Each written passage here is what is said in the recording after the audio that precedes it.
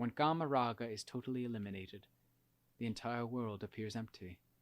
The force that ignites fires which consume people's hearts and fans flames that ravage human society is vanquished and buried. The fire of sexual attraction is extinguished for good.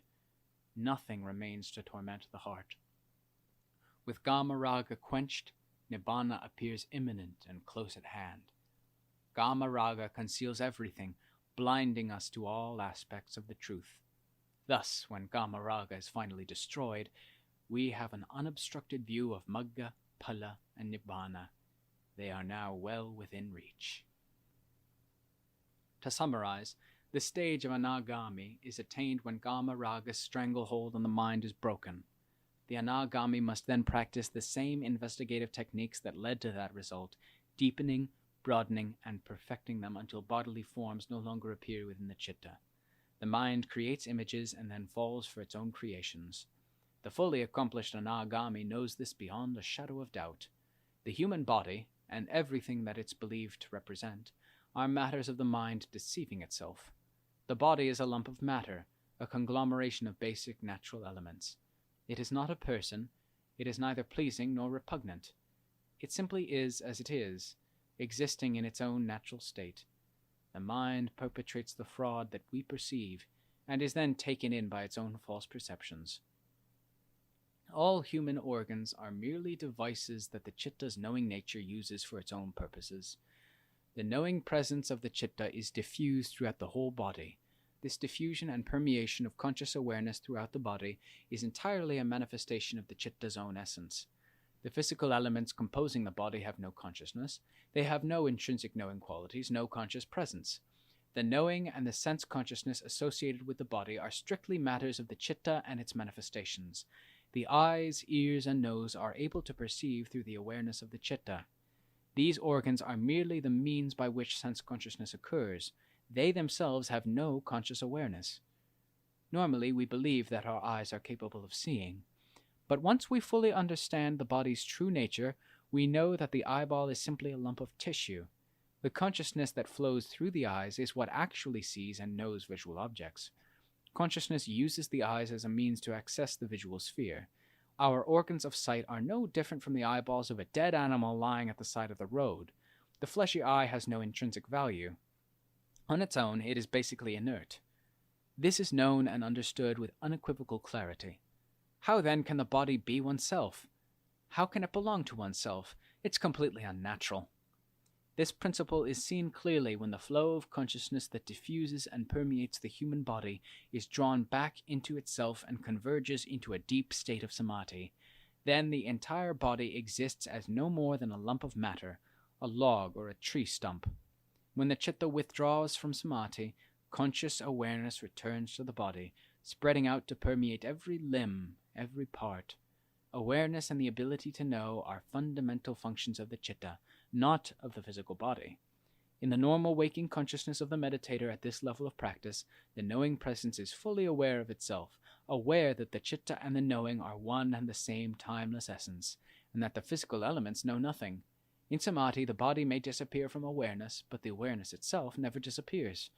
In truth, this is an immutable principle of nature.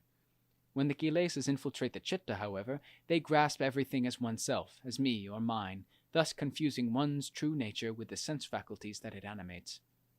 Such is the nature of the kilesas. Wisdom is just the opposite. It knows the body clearly for what it is, and corrects this misconception. The kilesas always grasp at the body, leading one to believe that the body is a special part of oneself. Wisdom sees the human body as just a conglomeration of common material substances, and consequently relinquishes all personal attachment to it. The brain, for instance, is a lump of matter. The brain is merely an instrument that human consciousness uses. When the citta enters into a deep state of calm and concentration, the conscious awareness that is normally diffused throughout the body simultaneously converges from all areas of the body into one central point of focus at the middle of the chest. The knowing quality manifests itself prominently at that point. It does not emanate from the brain. Although the faculties of memorization and learning arise in association with the brain, direct knowledge of the truth does not. Step by step, beginning with the initial stages of samadhi practice, progress in meditation is experienced and understood in the heart, and only in the heart. This is where the truth lies, and the meditator who practices correctly knows this each step of the way. When it comes to understanding the true nature of all phenomena, the brain is not a factor. It is not useful at all. The chitta's serene and radiant qualities are experienced at the heart. They emanate conspicuously from that point. All of the chitta's myriad aspects, from the grossest to the most subtle, are experienced clearly from this central spot. And when all defiling influences are finally eliminated from the chitta, it is there that they all cease. Within the chitta, sanya and sankhara are the main agents of delusion. Beginning with the latter stages of body contemplation at the level of anagami, these mental components of personality take center stage. When the physical component of personality, the body, ceases to be a factor, the anagami's full focus automatically shifts to the mental components, feeling, memory, thought, and consciousness. Among these, the faculties of memory and thought are especially important. They arise and interact continuously to form mental images that they color with various shades of meaning. In examining them, the same basic investigative principles still apply, but instead of images of the body, the thinking process itself becomes the subject of scrutiny. Using intense introspection, wisdom observes how thoughts and memories arise and then vanish, appearing and disappearing in an endless chain of mental activity. No sooner does a thought arise than it vanishes from awareness. Whatever its nature, the result is always the same. A thought lasts for only a brief moment, and then it vanishes. The investigation zeroes in exclusively on the thinking process, penetrating right to the heart of the mind's essential knowing nature. It follows every thought, every inkling of an idea, as it arises and passes, and then focuses on the next one that surfaces. It is a time-consuming and arduous task that demands undivided attention every moment of the day and night. But by this stage, time and place have become irrelevant. This internal investigation may well continue unremittingly for weeks or months, while mindfulness and wisdom wrestle with a constant flux of mental phenomena. The work is mentally very exhausting. Wisdom goes relentlessly through every aspect of mental activity. It works non-stop day and night. At the same time that it investigates the thinking process, it also makes use of thoughts and ideas to question and probe the workings of the mind in order to gain insights into its true nature. This is thinking for the sake of Magga, the path of practice. It is a tool that wisdom uses for the purpose of uncovering the truth. It is not indulging in thought merely for its own sake, which is samudaya, the cause of suffering. All the same, due to the intense nature of the investigation, the mind becomes fatigued, and it invariably turns dull and sluggish after long hours of intense effort. When this happens, it must take a break. More than at any other time, the mind needs to rest in samadhi at regular intervals during this stage. But since the results of peace and tranquility experienced in samadhi pale in comparison to the truly amazing results gained from the practice of wisdom, the meditator is often very reluctant to opt for samadhi. The mind is in a vibrant, heightened state of awareness, and from that perspective, samadhi seems to be a wasteful, stagnant mental state. In truth, however, samadhi constitutes an essential and indispensable complement to the practice of wisdom. So the mind must be coerced into samadhi, if necessary. It must be forced to set aside current investigations and to focus exclusively on attaining a calm, peaceful, fully converged mental state. There it can rest until it is completely refreshed and restored, before resuming the liberating work of wisdom. As soon as the mind withdraws from the inactive state of samadhi, it will leap immediately into action. Like a horse chafing at the bit, the mind is impatient to return to its principal task, the removal and destruction of all mental defilements. But take care to see that the mind does not rush frantically along the path of wisdom without any let-up. Investigating to excess is one form of samudaya that can infiltrate the chitta, causing it to fall under the spell of sankharas. The very faculties of thinking and analyzing that wisdom uses to investigate the mind have a momentum of their own that knows no moderation. They must occasionally be reined in so that a proper balance is maintained between inner work and inner rest. At this stage of the practice, wisdom will automatically work at full capacity. When it is appropriate to rest, focus on samadhi with that same degree of intensity. This is the middle way of Magga, Phala, and Nibbana. The chitta and its relationship to the nama khandhas are the central focus of the investigation at this level. The chitta is the essential knowing nature at the core of our being. It consists of pure and simple awareness. The citta simply knows. Awareness of good and bad, and the critical judgments that result, are merely conditions of the citta. At times, their activities may manifest as mindfulness, at other times as wisdom. But the true citta does not exhibit any activities or manifest any conditions at all. It is simply a state of knowing. The activities that arise in the citta, such as awareness of good and bad, or happiness and suffering, or praise and blame, are all conditions of the consciousness that flow out from the citta. Since they represent activities and conditions of the citta that are, by their very nature, constantly arising and fading, this sort of conscious awareness is always unstable and always unreliable. Understood in this way, sanya, sankhara, and vijnana are all conditions of the citta. These conditions create the flux of mental phenomena that we call the nama-khandhas. Through the interaction of feeling, memory, thought, and consciousness, forms and images arise within the citta. The awareness that knows them is the citta. Defiling influences like kama raga manipulate and color the quality of that knowing.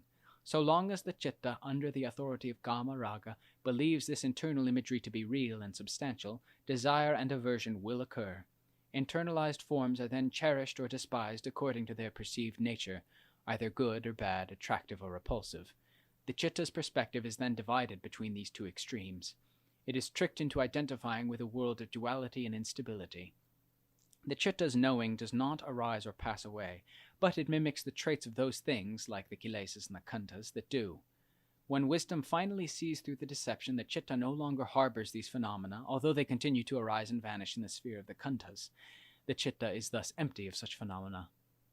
One moment after another, from the day of our birth to the present, the khandhas have risen and fallen away continuously.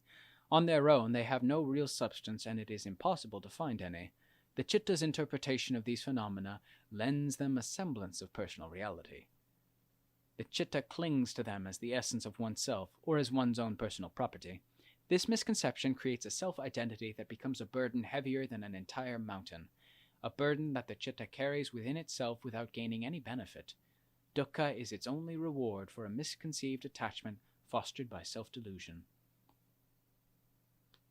When the citta has investigated these things, and can see them with the clarity born of sharp, incisive wisdom, the body is understood to be a natural phenomenon that is real within the limits of its own inherent physical qualities. It is not intrinsic to oneself, and so it is no longer an object of attachment. Bodily feelings, painful, pleasant, and neutral feelings that occur within the body, are clearly real, but they are only a reality within their specific domain. They too are relinquished. But wisdom is as yet incapable of seeing through the subtle feelings that arise exclusively within the citta. So, psychological and emotional feelings, painful, pleasant, and neutral feelings that occur only within the citta, are conditions that continue to interest the citta. Although the citta is unable to understand the truth about them now, these subtle feelings will serve as constant reminders, always prompting the citta to investigate them further. As a whole, the wellspring of thought and imagination is called sankhara khandha. Each thought, each inkling of an idea ripples briefly through the mind and then ceases. In and of themselves, these mental ripples have no specific meaning. They merely flash briefly into awareness and then cease without a trace. Only when sanya khandha takes them up do they become thoughts and ideas with a specific meaning and content. Sanya khandha is the mental aggregate of memory, recognition, and interpretation. Sanya takes fragments of thought and interprets and expands them, making assumptions about their significance and thus turning them into issues. Sankhara then perpetuates these issues in the form of incessant discursive thinking. Sanya, however, is the principal instigator. As soon as sankhara flashes up briefly, sanya immediately grasps it and defines its existence as this or that, agitating everything. These two are the mental faculties that cause all the trouble. Together they spin tales of fortune and of woe, and then interpret them to be the reality of oneself. Relying on memory to identify everything that arises in awareness, sanya defines them and gives them meaning. Sankharas arise and cease with distinct beginnings and endings, like flashes of lightning or fireflies blinking on and off. When observed closely, sanya khandha is far more subtle than sankhara khandha. Bursting into awareness, sankhara are the basic building blocks of thought. Sanya, on the other hand, is not experienced as flashes of thought. When the mind is perfectly still and the khandhas are very quiet, we can clearly feel the manner in which each khandha arises. Sanya will slowly spread out, permeating the chitta like ink moving through blotting paper, expanding slowly until it forms a mental picture. Following Sanya's lead, the sankharas that are constantly arising begin to form a picture and create a story around it that will then take on a life of its own. Thoughts about this or that begin with Sanya recognizing and interpreting the ripplings of sankhara, molding them into a recognizable image which sankhara then continuously elaborates. Both of these mental factors are natural phenomena. They arise spontaneously and are distinct from the awareness that knows them. Now, when the chitta has investigated the khandhas repeatedly, ceaselessly, and relentlessly, it will develop an expertise. Contemplating by means of wisdom, we are able to first relinquish the physical khandha. At the beginning stage of the investigation, wisdom will see through the physical body before it sees through and can let go of the other khandhas. Henceforth, the chitta can gradually relinquish its attachment to feeling, memory, thought, and consciousness in the same manner. Put simply, the chitta lets go when wisdom sees through the mental components of personality. Before then, it holds on. Once wisdom has penetrated them completely, the chitta can relinquish them all, recognizing that they are merely ripplings inside the chitta and have no real substance. Whether good or bad, thoughts arise and cease all the same. No matter how they appear in the mind, they are just configurations created by sanya and sankhara and will simply vanish. There are no exceptions. No thought lasts more than an instant. Lacking duration, thoughts lack true substance and meaning, and therefore they cannot be trusted. So, what keeps providing us with these thoughts? What keeps producing them? One moment it's churning out one thought, the next moment another, forever deceiving oneself. They come from sights, sounds, tastes, smells, and tactile sensations. They come from feeling, memory, thought, and consciousness. We take our assumptions about our perceptions for granted, perpetuating the fraud until it becomes a fire burning our hearts. The chitta is contaminated by just these factors, these conventions of the mind. The purpose of the investigation is the removal of these factors. Their absence reveals the true nature of the chitta. We will see that when the chitta does not venture out to become involved with an object, it remains naturally calm and radiant. As in the saying, "Monks, the original chitta is intrinsically bright and clear, but it becomes defiled by the commingling of kilesas that pass through." The original chitta is the radiant chitta. This statement refers to the original nature of the chitta that wanders from birth to birth in the cycle of rebirth. It may be compared to the chitta of a newborn infant whose mental faculties are not sufficiently developed to fully comprehend sense objects. It does not refer to the original nature of the chitta that has transcended the cycle of rebirth and is absolutely pure. As we investigate the chitta thoroughly, stage by stage, the defiling elements that previously roamed about will converge into a single radiant point, merging with the natural radiance inside the chitta. This radiance is so majestic and mesmerizing that even exceptional mental faculties like supreme mindfulness and supreme wisdom will invariably fall under its spell at first. It's a completely novel experience, never before encountered.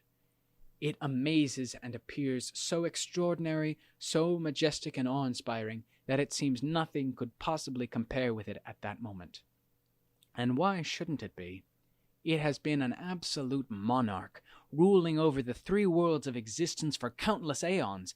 This point of radiance has held the chitta under its power and command since time immemorial, and it will continue to mesmerize as long as the chitta lacks the superior mindfulness and wisdom necessary to free itself from the power it exerts, forcing the chitta to experience birth on countless levels of existence resulting from actions dictated by this subtle kilesa. Ultimately, it is this refined, natural radiance of mind that causes living beings to wander ceaselessly through samsara, experiencing birth and death. Once the chitta clearly understands rupa, vedana, sanya, sankhara, and vijnana with absolute certainty, all that remains are subtle variations of the ripplings that occur exclusively within the chitta. These are a subtle form of sankhara causing movement within the chitta, a subtle form of sukha, a subtle form of dukkha, a subtle radiant splendor within the chitta. That's all they are. Supreme mindfulness and supreme wisdom will take these internal stirrings as the focus of the investigation, constantly observing and analyzing them.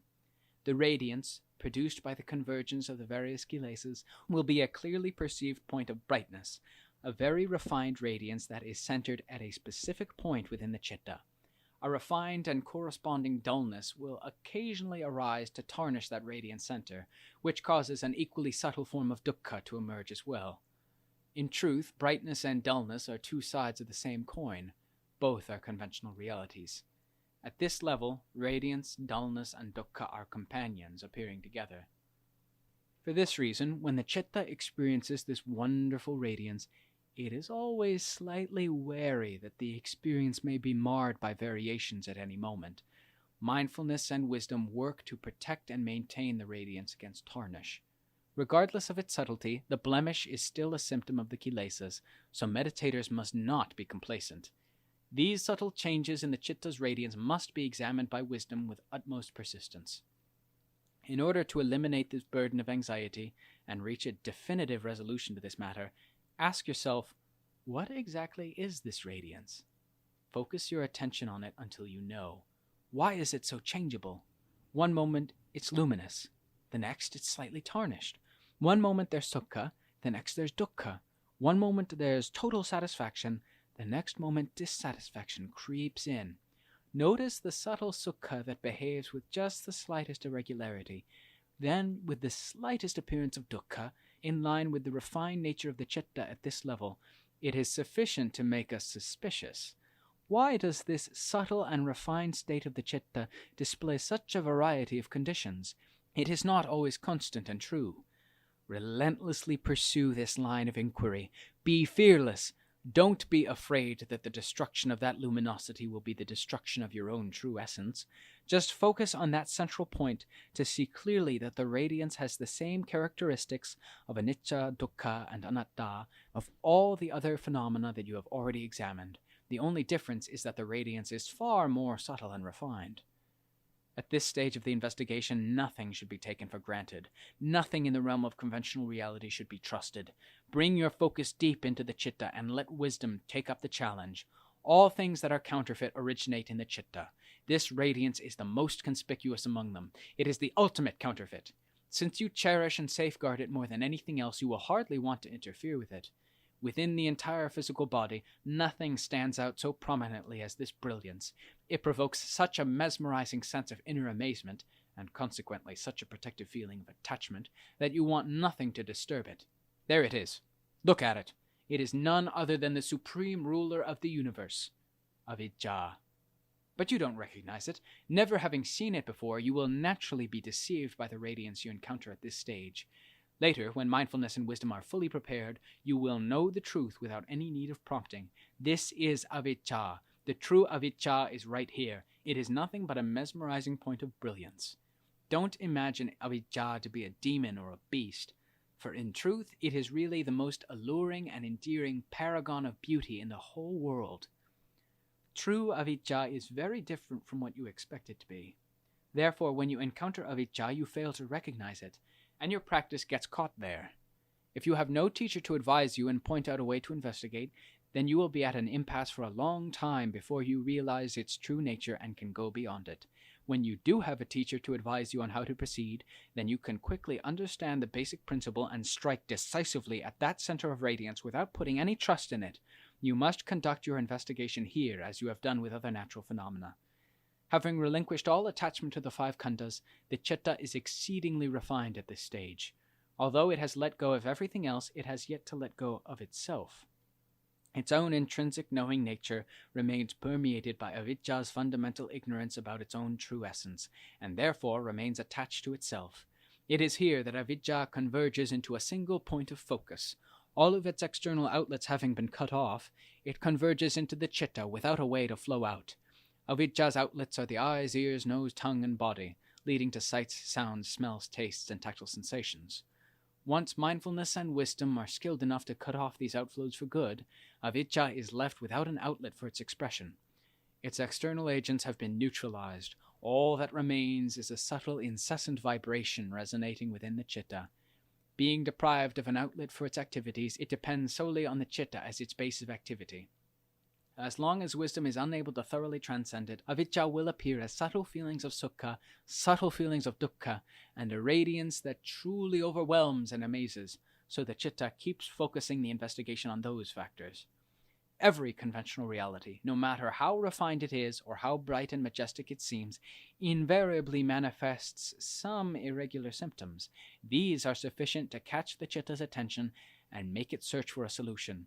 Both the very refined sukha and dukkha that arise exclusively within the chitta and the amazing radiance that emanates from it have their origin in avidya. But since we have never before encountered them, we are deluded into grasping at them when we first investigate this point.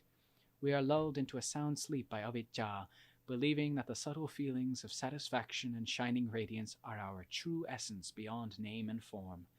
Oblivious to our mistake, we accept this majestic chitta, complete with avidya, as our one true self. But not for long.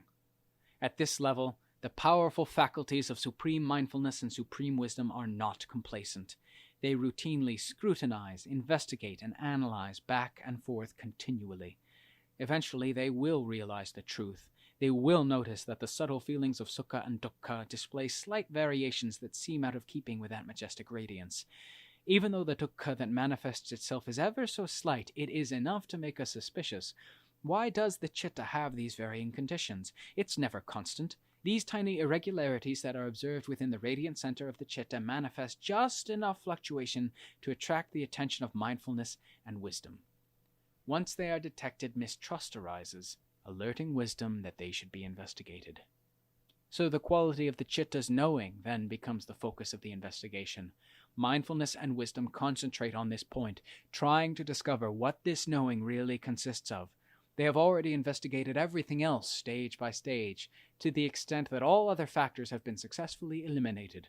But this knowing presence, which is so bright and so amazing, what exactly is it? As mindfulness and wisdom pin their concentration on it, the chitta becomes the focal point of a full-scale investigation. It is turned into a battlefield for supreme mindfulness and supreme wisdom. Before long, they are able to destroy the avidya chitta that, from avidya's perspective, appears so magnificent and majestic. They now totally obliterate it, so that not even the smallest trace remains within the chitta. When investigated with sharp, incisive wisdom until its nature is clearly understood, this phenomenon will disintegrate and dissolve away in an entirely unexpected manner. That moment of awakening could be called enlightenment under the Bodhi tree, or the total destruction of samsara's cemeteries. An unimpeachable certainty arises then. The moment when that radiant center disintegrates, something even more remarkable, something that has been concealed by avidya, will be revealed in all its fullness. Within the chitta, it feels as though a powerful tremor shakes the entire universe. This crucial moment, when the chitta breaks away from all forms of conventional reality, is one of indescribable wonder and magnificence. It is precisely here, at the moment when avidya is finally extinguished, that Arahattamagga is transformed into Arahattaphala. When the path is fully developed, the fruition of arahantship is attained. Dhamma and chitta have attained complete perfection. From that moment on, all problems cease. This is the nature of nibbana. When that nature which we imagine to be so awesome and amazing finally disintegrates, something that is impossible to describe arises in full measure. That nature is absolute purity. When compared to that state of purity, the avidya that we once held in such awesome regard resembles cow dung, and the nature that was concealed by avidya appears to be pure gold. Even a baby knows which is more precious between cow dung and gold, so we needn't waste time and proclaim our stupidity by making comparisons. The disintegration of avidya marks the moment when Arahattamagga and Arahattaphala arrive together at their final destination. If we make a comparison with climbing the stairs to a house, one foot is on the last step, the other foot is on the floor of the house.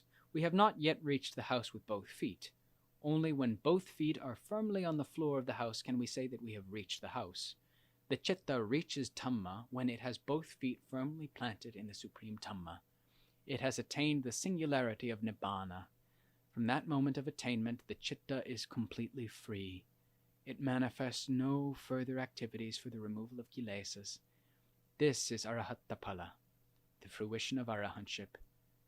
It is experienced exclusively by those who are free of kilesas, those living arahants who attain saupadisesa nibbana.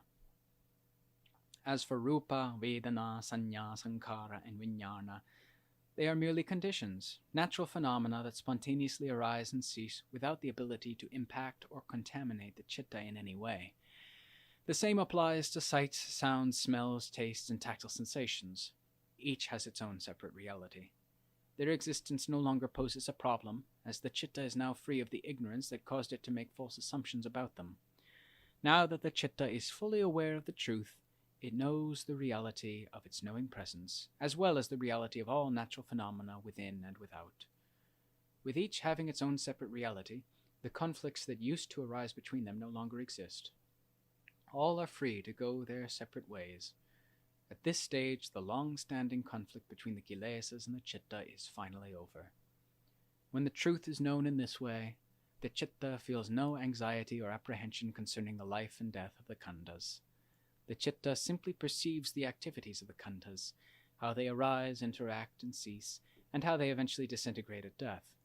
But since the essential knowing nature of the citta never dies, fear of death is not a factor. One accepts death when it comes, as well as life when it continues. Both are aspects of the same truth. This concludes the investigation of the citta. Upon reaching this level, the citta is cut off forever from birth and existence, severed completely from all manifestations of avidya and craving. The state of avidya paccaya sankhara, the state in which fundamental ignorance conditions the arising of conditioned phenomena, dissolves completely. It is replaced by avidyayataveva asesa viraga nirodha sankhara nirodho, the fading away and cessation of conditioned phenomena that ends the entire mass of suffering. When avidya is extinguished, conditioned phenomena, which give rise to dukkha, are also extinguished. They have disappeared from the knowing nature of the citta. Conditioned phenomena, such as thoughts, which are an integral part of the khandhas, continue to function in their own sphere, but they no longer cause dukkha. Uncorrupted by kilesas, they simply give form and direction to mental activity. Consciousness arises in the mind purely and simply without producing suffering. Vijnana paccaya nama rupang nama rupa paccaya sālayatanang sālayatana paccaya paso. All sense media and the sense contact that they condition are just naturally occurring phenomena that exist according to their own intrinsic characteristics. They have no negative effect whatsoever on the citta that has successfully completed its task to the point of eva me tassakeva lassa dukkha khandhassa nirodho hoti. This is the total cessation of the entire mass of dukkha. When avidya and all the kilesas are extinguished, they are extinguished inside the citta. The extinction of avidya means the destruction of the cycle of repeated birth and death. Both must be extinguished within the citta, for the avidya citta is the essence of the world of rebirth, the essence of birth, aging, sickness, and death. Sensual craving, with avidya acting as the prime mover, is the root cause of birth, aging, sickness, and death, and it exists only within the citta. When avidya finally disintegrates, being severed from the citta forever, total cessation is achieved. The citta is then free, vast, and supremely empty, without limits, without bounds, totally expansive. Nothing encloses or obstructs it. All contradictions have been eliminated. When the citta knows, it knows only the truth. When it sees only the truth. This is true emptiness. Degrees of emptiness are experienced at many levels. Samadhi meditation is one level. In deep samadhi, the body and the thinking mind temporarily vanish from awareness. The citta appears empty, but the duration of this emptiness is limited to the time spent practicing samadhi. At the initial level of the practice of wisdom, the citta can permanently separate itself from the physical body, but it cannot yet disengage from the mental components of personality, vedana, sanya, sankhara, and vijnana. It is completely empty of physical forms, so images of the body no longer appear within the citta, but it is not empty of mental concepts. When reaching this level, wisdom is able to distinguish itself from the physical mass that is the body, and so detach itself forever from the belief that the body is oneself. But it is still unable to separate the mental factors of feeling, memory, thought, and consciousness. By investigating further, the citta becomes detached from these mental factors as well. Then nothing remains except an extraordinary radiance that infuses the cosmos, a luminous essence of being that seems boundless, and an amazing and profound mental void. This is the awesome power of genuine avidya. By continuing to employ the full might of mindfulness and wisdom, avidya is finally extinguished within the citta. When everything permeating the citta is removed, one attains genuine emptiness. The emptiness experienced at this level is a total and permanent disengagement that requires no further effort to maintain. This means true and absolute freedom for the citta.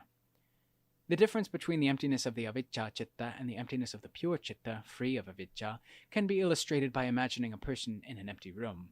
Standing in the middle of the room, admiring its emptiness, that person forgets about himself.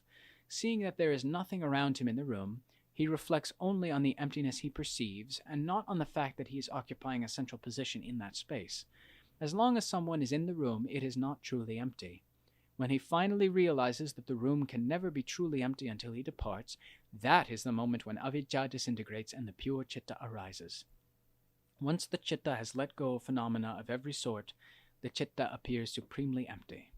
But the one who admires the emptiness, who is awestruck by the emptiness, that one still survives. The self as reference point, which is the essence of avidya, remains integrated into the citta's knowing nature. This is the genuine avidya. One's self is the real impediment at that moment. As soon as it disintegrates and disappears, no more impediments remain. Everything is empty. The external world is empty, and the interior of the citta is empty. As in the case of a person in an empty room, we can truly say that the room is empty when the person leaves the room. The citta that has gained a comprehensive understanding of all external matters and all matters pertaining to itself, this citta is said to be totally empty. True emptiness occurs when every single trace of conventional reality has disappeared from the citta. Avidya's extinction is unlike that of all other things that we have investigated up to this point. Their ending was accompanied by a clear and definite understanding of their true nature. Uniquely, the radiance of avidya is extinguished in an instant, like a flash of lightning. It is a moment of being that happens spontaneously. It just flips over and vanishes completely. Only then, when the radiance disappears, do we know that it was really the genuine avidya. What remains is entirely unique. Its nature is absolutely pure. Although it has never before been experienced, there's nothing to doubt when it appears at that moment. Anything that might cause doubt has ceased along with it. This is the end of all burdens. All allusions to oneself, to the true essence of one's being, refer specifically to this genuine avidya. They indicate that it is still intact. All investigations are done for its sake. This self is what knows. This self is what understands. This self is radiant, light, and happy. I and mine, the genuine avidya, lies here. Everything is done for its sake. Once it finally disintegrates, so too does the personal perspective. Things are still done, but not for anyone's sake. It resembles a pot whose bottom has dropped away. Regardless of how much water is poured in, not a drop is retained. Thoughts and ideas continue to arise and cease as a natural function of the khandhas, but nothing adheres to the citta because the vessel that used to hold them, avidya, has been destroyed. A thought arises at one instant and ceases the next. Since there is nothing to contain them and no one to lay claim to them, thoughts simply move on and vanish. The nature that knows this complete emptiness of self is fully contented within. This nature is true absolute purity, totally free of all burdens. The real nature of the citta is so well concealed by avidya that the incredible natural wonder of the genuine citta is never seen. The pitfall of avidya is so well disguised that meditators who reach this stage are bound to be fooled. They are completely mesmerized by what they believe to be the citta's true wonder. They cherish it so much that they feel they must preserve and protect it at all costs. For, in essence, this is who they really are. This wonderful radiance belongs to them. Genuine avidya is a focal point containing many strange and wonderful things hidden within it, things that we could never have imagined to exist. These contaminate the citta, much in the same way that a tiny piece of bait is contaminated with enough hidden poison to kill an animal. Since it is virtually impossible to find conceptual realities to which I can compare the contaminating factors hiding within avidya, I can only give a brief explanation. These factors include a radiance of being so extraordinary that it seems to be the finished product, a most exceptional sense of happiness originating from the power of the radiance permeating the citta that seems to transcend the entire realm of conventional reality, a feeling of invulnerability so strong that it seems nothing can possibly affect it, a cherishing, protective attachment to this radiant nature as though it were pure gold. The avijja chitta seems to have every virtue. It is bright, it is bold, it is supremely contented, and its quality of knowing seems limitless. But, despite knowing every conceivable sort of thing, this knowing nature does not know itself. This is the fundamental ignorance of genuine avijja. As soon as this knowing nature turns back and looks into itself, avijja disintegrates. This disintegration, in turn, reveals the truth about the chitta, the truth about Dhamma. Only avijja keeps this truth hidden from view. Meditators who are not truly adept in the area of wisdom will have difficulty finding their way out of avijja, because avijja in general and genuine avijja are two very different things. The nature of avijja in general combines all the different aspects of delusion, both external and internal, into a single mental defilement. It's comparable to a tree, which is a combination of leaves, twigs, branches, and a trunk. Genuine avijja, on the other hand, is like a tree that is felled and stripped of all its branches. That is to say, through persistent effort, wisdom cuts away at avijja's outgrowing activities one at a time, so that it gradually loses its exuberant tendencies and converges into a single spot, the chitta. At this point, avijja no longer has the group of henchmen that it commanded when it was fully in charge. At this point, we find the genuine avijja. The offshoots of avijja are many and varied. All other mental defilements are merely its twigs and branches. By concentrating on the offshoots, we tend to overlook the root cause. Because of this, when we actually reach the real avijja, we are confused and don't recognize it. It's like a vine that sprouts up in one place and then creeps along the ground to who knows where. It just goes creeping on and climbing up, with more and more offshoots that grow longer and more entangled. We must grab hold of the vine and keep following it back to its source until we reach the main stem. That's where we will find the roots. When we pull out the roots, the whole plant dies.